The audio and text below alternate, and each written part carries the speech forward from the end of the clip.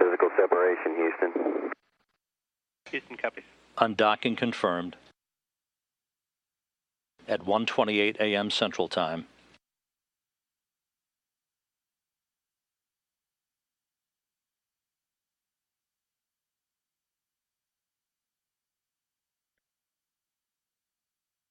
Atlantis weighs anchor from the International Space Station for the last time.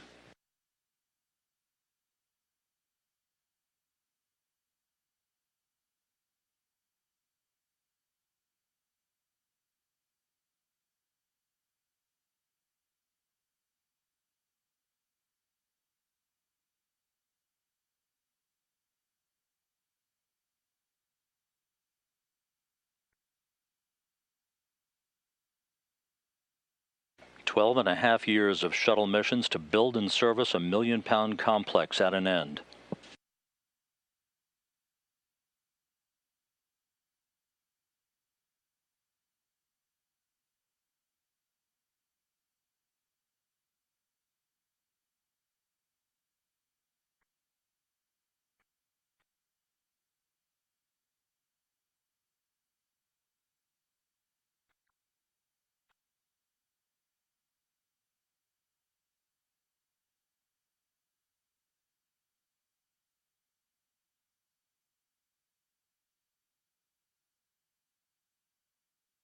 Rendezvous officer reports a good opening rate for Atlantis.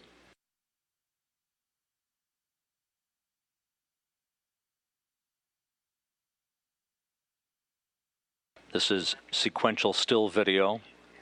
Atlantis, station is in attitude control. Atlantis copies, thanks.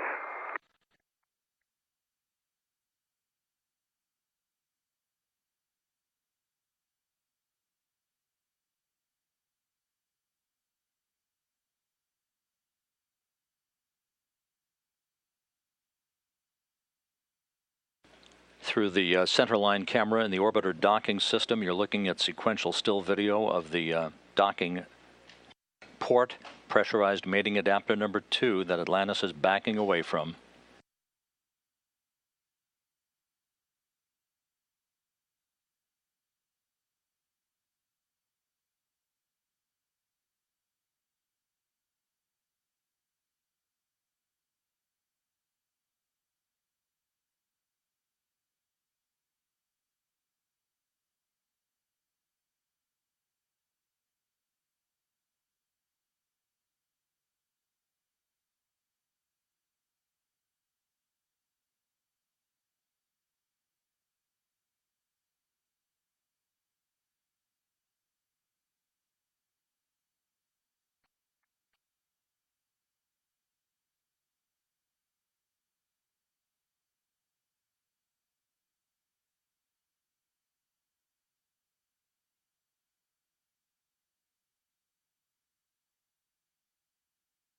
Atlantis now 30 feet away from the docking interface with the International Space Station, everything looking good.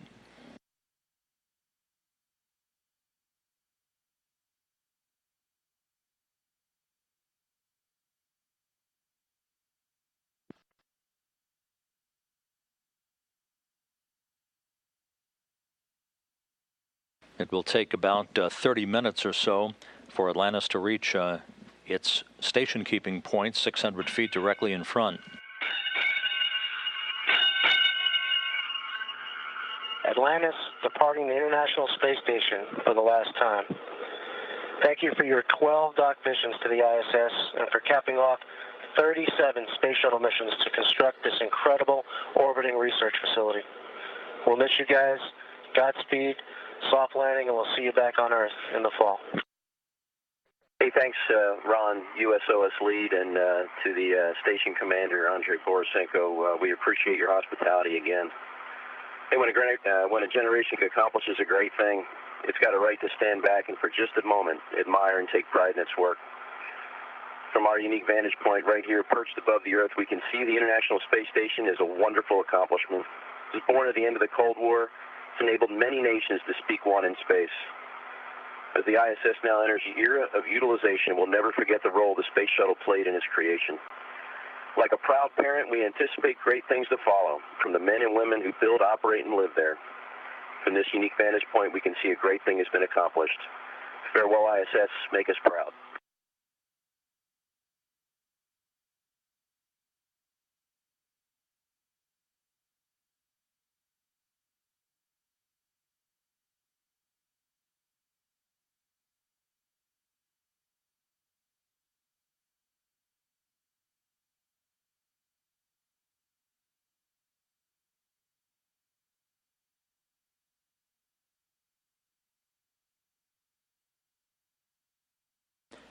Tinged with the finality of the moment, words from Ron Garan, NASA flight engineer aboard the International Space Station, and Atlantis Commander Chris Ferguson, as Atlantis continues to move away from the complex, currently at a distance of 71 feet, moving ultimately to a point about 600 feet directly in front of the station for a period of 27 minutes of station keeping to enable the station to yaw 90 degrees prior to the start of a half-lap fly around by pilot Doug Hurley from Atlantis' aft flight deck.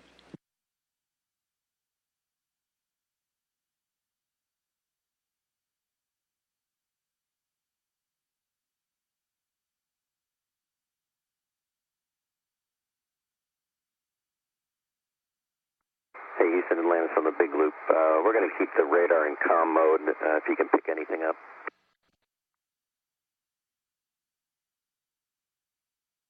We copy, Fergie. Thank you.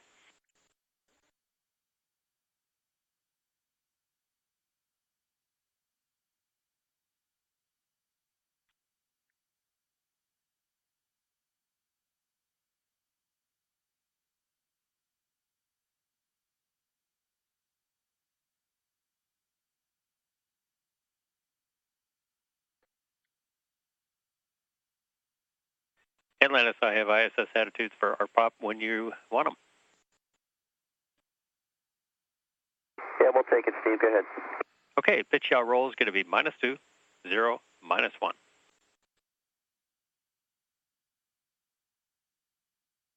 -2, 0, -1. Thanks. Pitch yaw roll. Good copy.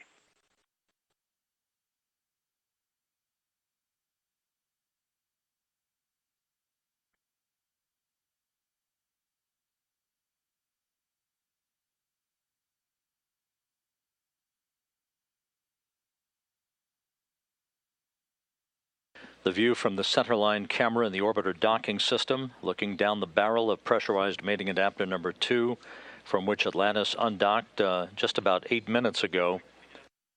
Undocking occurring at 1:28 a.m. Central Time at a point at which the two vehicles were flying almost 250 miles above the Pacific Ocean east of New Zealand.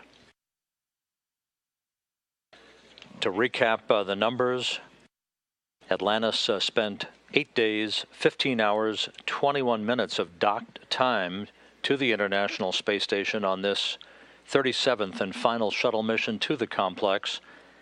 Over the period of 37 missions, space shuttles spent 276 days, 11 hours and 23 minutes of dock time, almost 40 weeks of joint work to build $1 million city in the sky.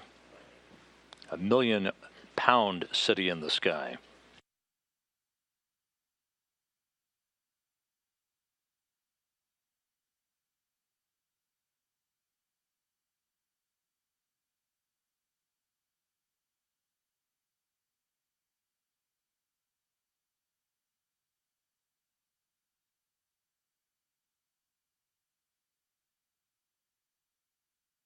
Atlantis is moving right down the narrow cone, the corridor, away from the International Space Station, now at a distance of about 140 feet.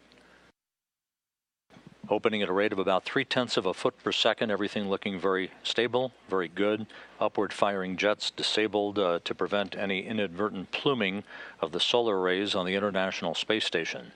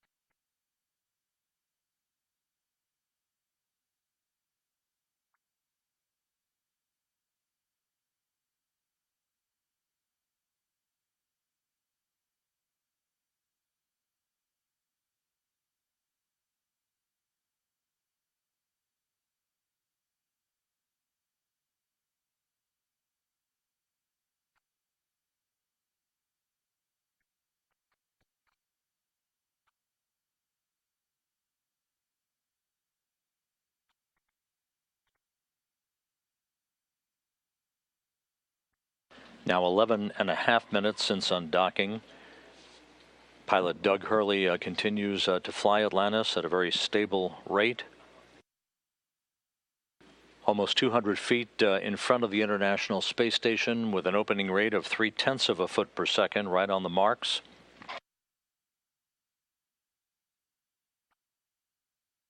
Hurley should reach that 600-foot marker about 20 minutes from now.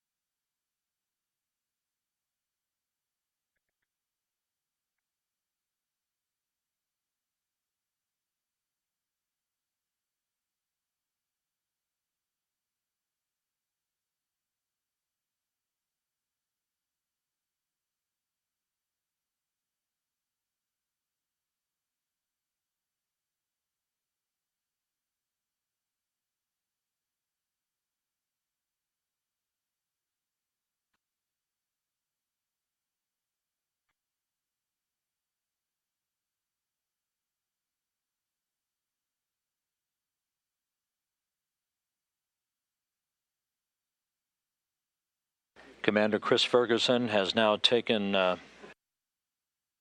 the shuttle communication systems out of radar mode and put them back into comm mode, as it's called, enabling us to have downlink television from the orbiter, looking back at the International Space Station from a distance of 242 feet.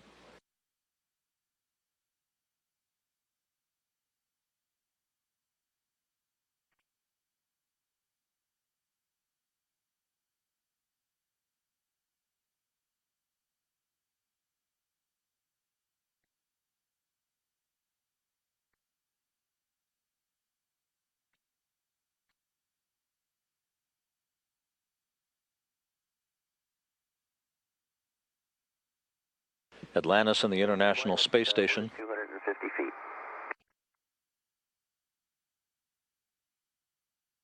Station copy. Chris Ferguson providing distance information, 250 feet now, separating the two vehicles as they approach the west coast of Chile, moving from southwest to northeast. Soon they cross the west coast of South America. They'll be tracking right up the Amazon jungle right at about the time of orbital sunrise, about 17.5 minutes from now.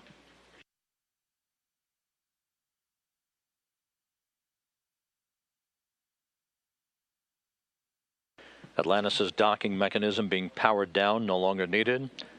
The final undocking of a space shuttle from the International Space Station occurring 15 minutes ago at 1:28 a.m. Central Time.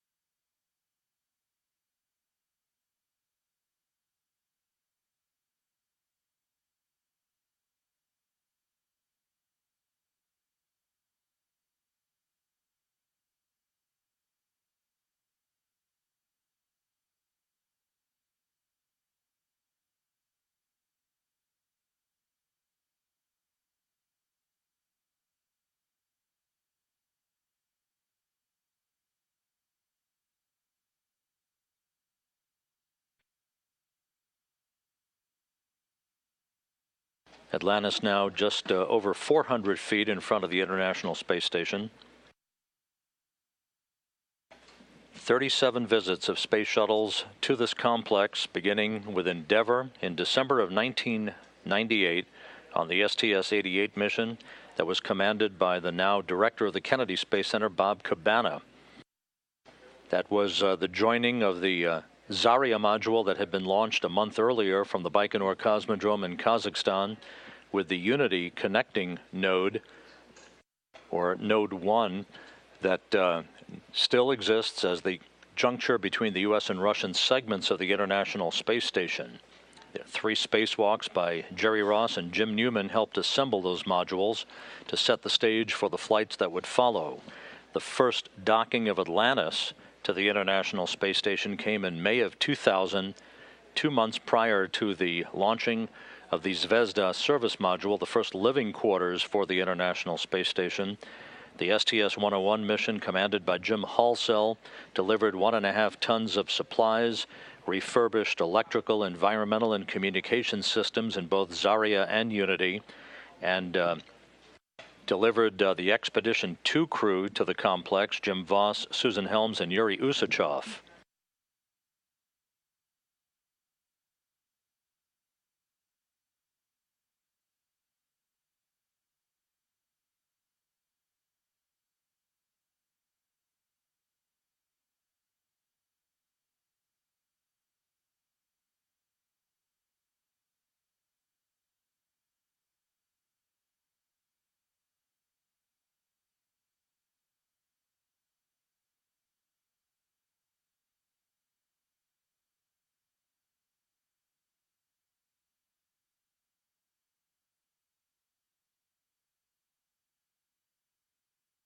After 7 visits to the Mir space station, including the first ever docking to Mir on the STS-71 mission in June of 1995, Atlantis has now completed 12 visits to the International Space Station.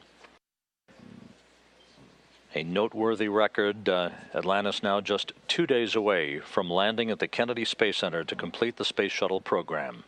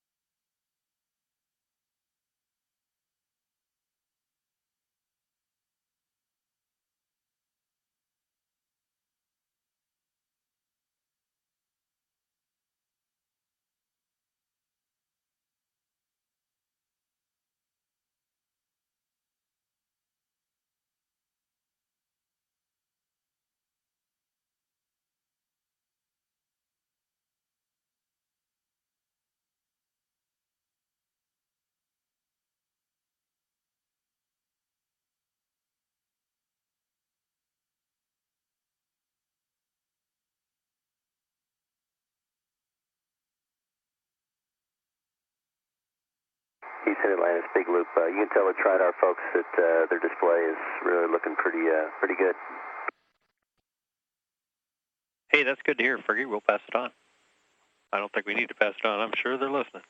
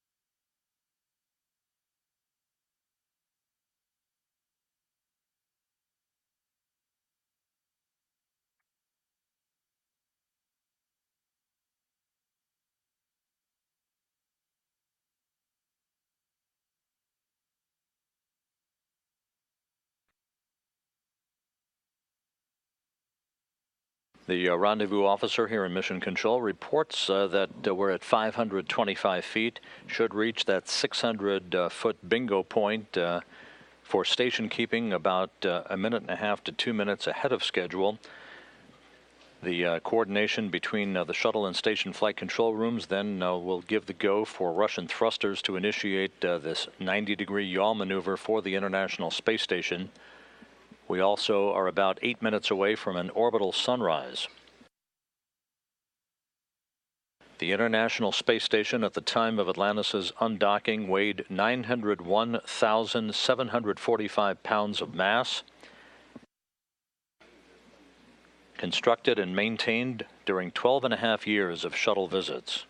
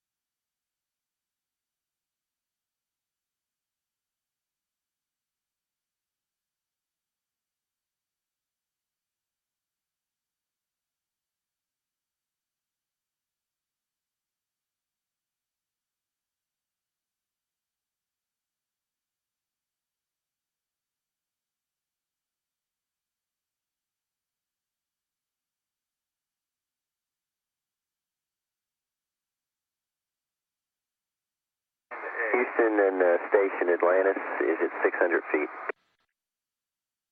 Houston, copy. Copy, 600 feet.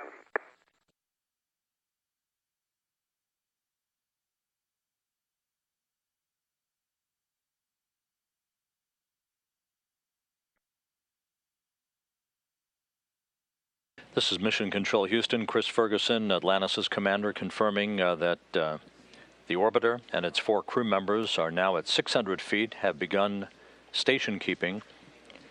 In the International Space Station Flight Control Room, Flight Director Jerry Jason is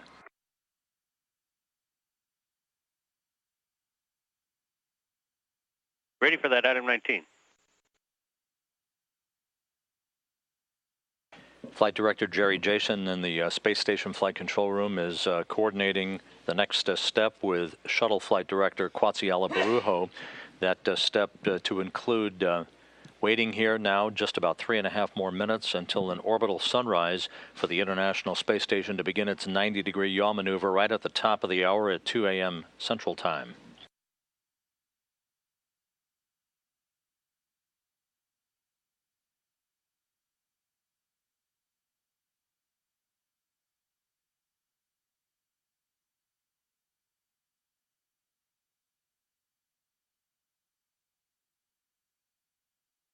Pilot Doug Hurley is at the controls of Atlantis from the aft flight deck.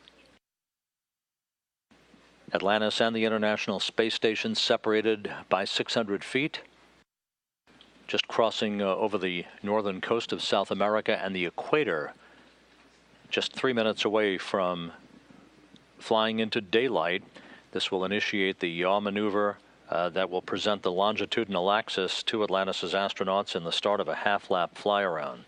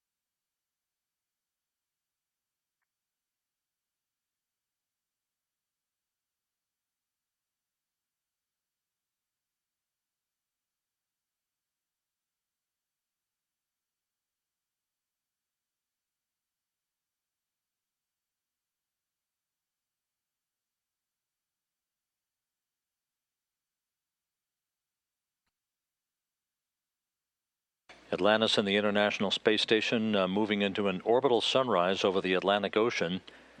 We should be hearing the initiation of the 90-degree yaw maneuver momentarily from the Space Station Flight Control Room and Flight Director Jerry Jason. This yaw maneuver will be conducted by Russian thrusters to place the longitudinal axis right in the field of view of Atlantis for the fly-around of a half-lap by pilot Doug Hurley.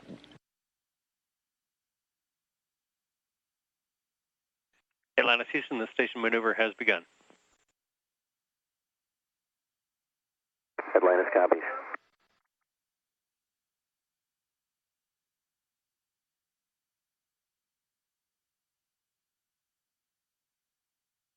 Atlantis station keeping now for a period of about 32 minutes while the International Space Station slowly yaws 90 degrees. Once the station has completed this unique maneuver, Atlantis will begin to fly to a position directly above the International Space Station, then behind the station, maintaining a radial distance of 600 feet. For your SA, estimated time of completion of the maneuver, about 26 minutes.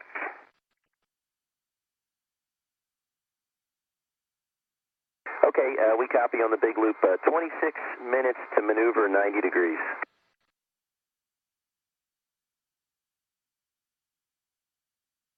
The 26 minutes represents the minimal time. Big, but it moves really slow. Well, we're trying to give Doug a chance in this fight, so. Hey, what do you want, speed or accuracy? Fight's on.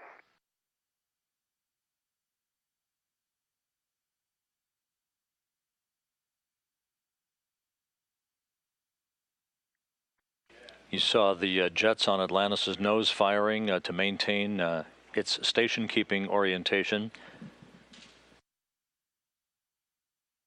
These two vehicles, so instrumental in human spaceflight over the past 30 years and for the International Space Station over the course of its lifetime, looking at one another, admiring one another at a distance of 600 feet, while the station yaws to an orientation for one final lap by Atlantis to document the longitudinal axis, the modules, and some of the components of the International Space Station that other shuttle fly-arounds have not had an opportunity to have a view of.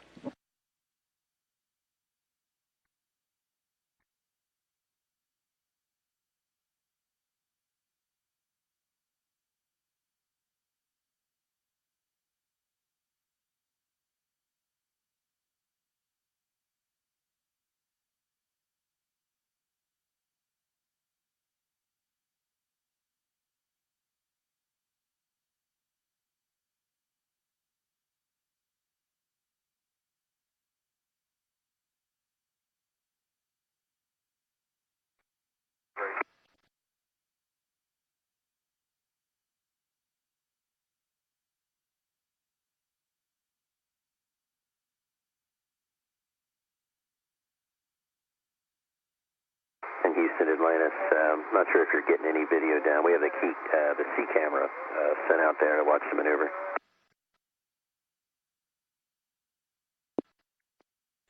Hey, Fergie, we've got the second best view on Earth here. We're in the big room. On one screen, we've got the C camera of the station and watch the sunrise on station. And on the other screen, we've got Atlantis from the station. Two beautiful views. Must look pretty spectacular.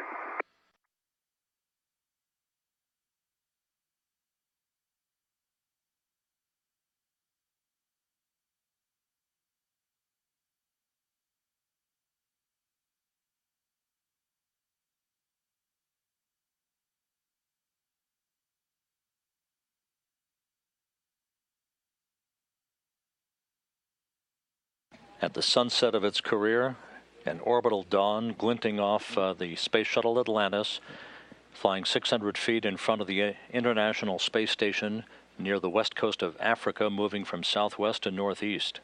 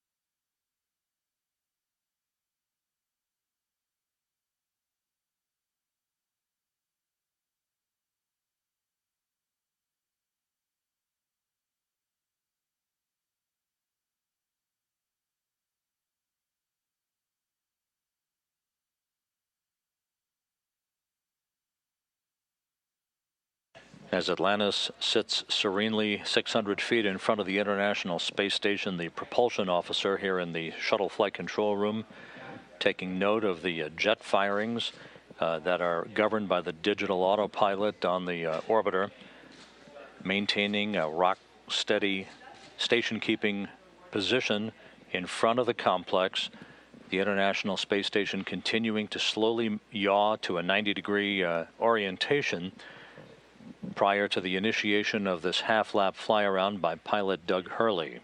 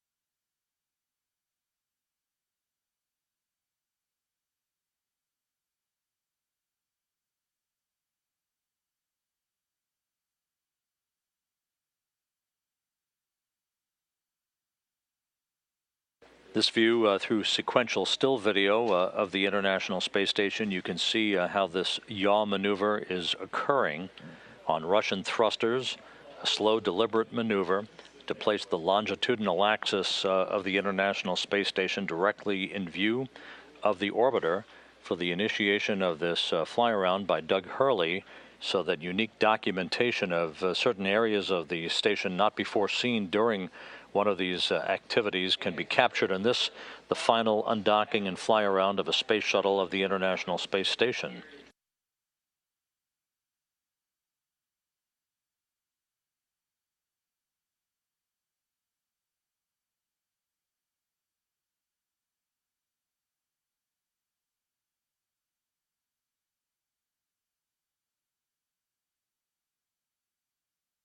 At the back of the cargo bay of Atlantis is the Raffaello multi-purpose logistics module that delivered 4.5 tons of supplies to stockpile the station for the next year.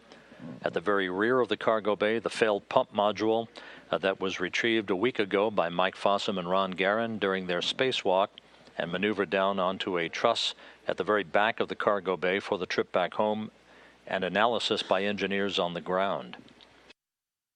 You can see the shuttle's robotic arm and its 51-foot-long orbiter boom sensor system extension in the correct orientation to begin the late inspection of the reinforced carbon-carbon of the shuttle's wings and its nose cap, following its final separation a bit later today. That late inspection will provide mission managers the final piece of data to provide just one single additional data point of reassurance that Atlantis' heat shield is in good shape for Thursday morning's re-entry back to Earth and a pre-dawn landing at the Kennedy Space Center.